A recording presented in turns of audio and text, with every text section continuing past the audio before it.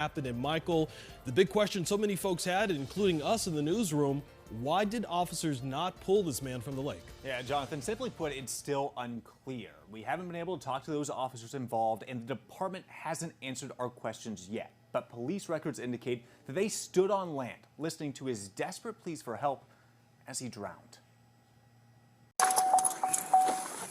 Shortly after 5 a.m., police arrived to check on what they describe as a physical disturbance call between Sean Bickings and his wife. Did you guys get into a physical confrontation? No, nothing like that. No. At that point, the officers really don't have a reason to be there, but it would be nice if someone from social services who has a mental health background could have dealt with that. Andy Anderson is a former assistant Phoenix police chief who agreed to look at the records that Tempe police have made available. The body camera video shows after officers spoke with his wife, they went to Bickings. She thinks you're from Japan.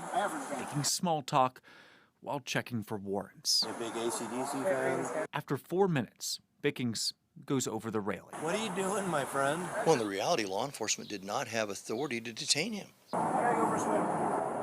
Right? I'm free to go, right? You can't swim in the lake, man. I'm free to go, right? You're not allowed to swim in the lake. The officers stand there as the man just swims away. How far do you think he's going to be able to swim? We hear an officer talking about getting a boat, and the video ends.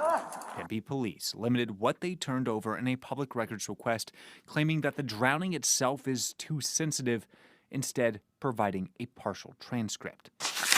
That shows Bickings telling officers, "I'm going to drown." They respond, "Swim to a pylon."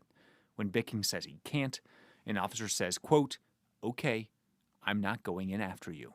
This is not a lake patrol team that has equipment to handle water rescue. These are street cops. Bickings and his wife both plead for someone to do something. His wife telling an officer, quote, "He's drowning right in front of you, and you won't help."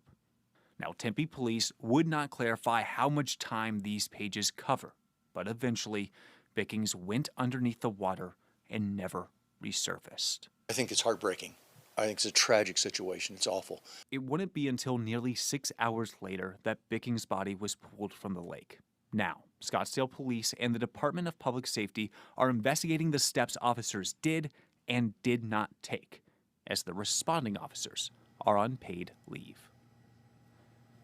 Now, we have asked police to provide the video, audio, or even a timeline to better understand how long Sean was left there to struggle, or if any rescue water team was working during the morning. A spokesperson said they'd look into our questions on Monday.